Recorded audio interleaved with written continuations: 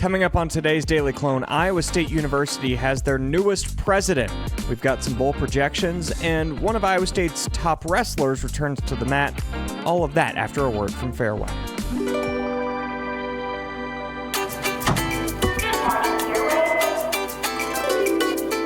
Good morning, oranges.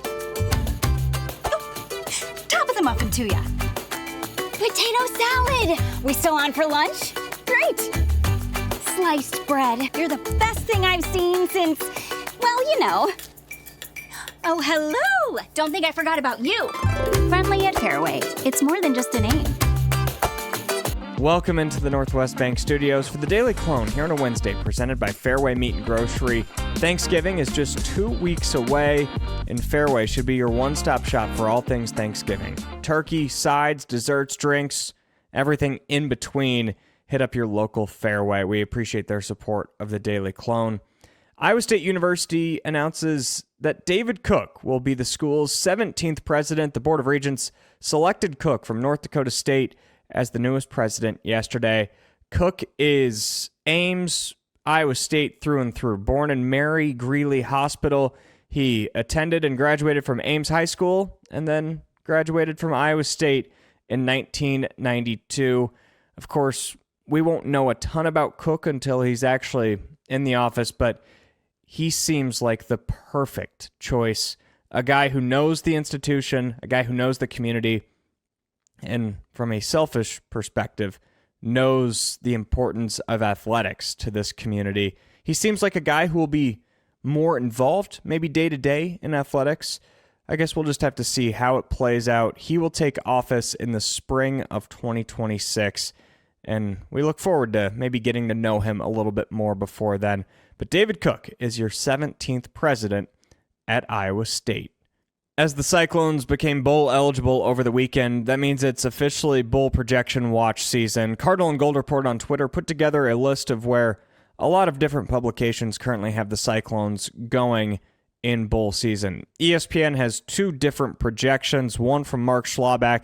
He's got the Cyclones playing in the Texas Bowl against Oklahoma. That game is on December 27th in Houston. ESPN's other guy, Kyle Benargia, has the Clones in the Liberty Bowl against Kentucky. The Liberty Bowl this year is after New Year's. It's on January 2nd. CBS Sports has the Clones in the Rate Bowl against Minnesota. That game is the day after Christmas down in Phoenix. The New York Times also has the Cyclones in the Texas Bowl playing Mizzou. That could be a battle of the telephone trophy. Sports Illustrated says the Rate Bowl against Northwestern. And this is not the fun one.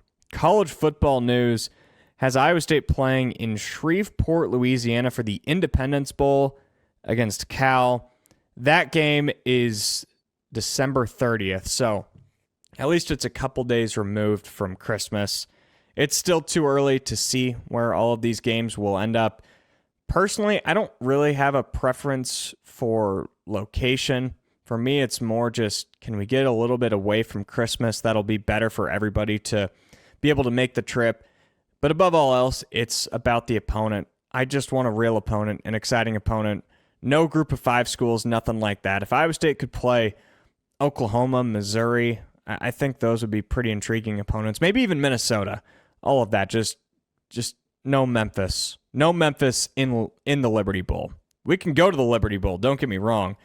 But if the Cyclones head to the Liberty Bowl, give me Mizzou, give me a team like that. Moving to a little bit of wrestling, the Cyclones held the Cyclone Invitational this weekend.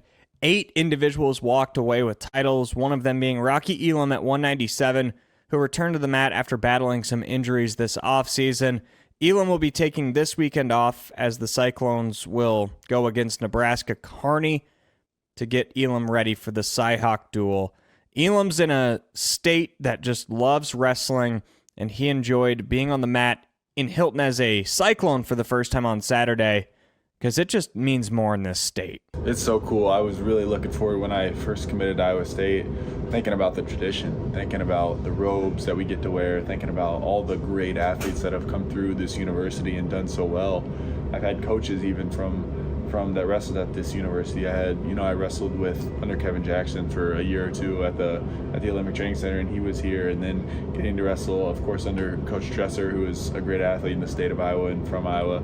I just know it's such a rich tradition here, and I go out and even Nate Carr, who's one of our RTC coaches, I get to work with him, and so it's cool to wrestle with in a program with such a history and realize I can be a part of it. I had one of my high school coaches reach out to me the other day and he said something like, the Iowa State tradition is very rich, and you have an opportunity to be a part of that. And I really took that to heart, and it made me ponder on what I needed to do to be a part of that. And I think the things I can do to be a part of that, or the most prevalent, is the Iowa Duel and of course the postseason. So those are the things that I'm always keeping kind of at the center of my mind in my preparation. You can check out those full interviews on our Cyclone Fanatic YouTube channel. Jacqueline Cordova, our wrestling expert, does a great job covering the sport for us. Be sure to check out her podcast with Ben Visser, Reaction Time, wherever you get your podcast, to get yourself up to speed on Cyclone Wrestling ahead of the Cyhawk Duel that is just about 2.5 weeks away at Hilton Coliseum. I cannot wait for that.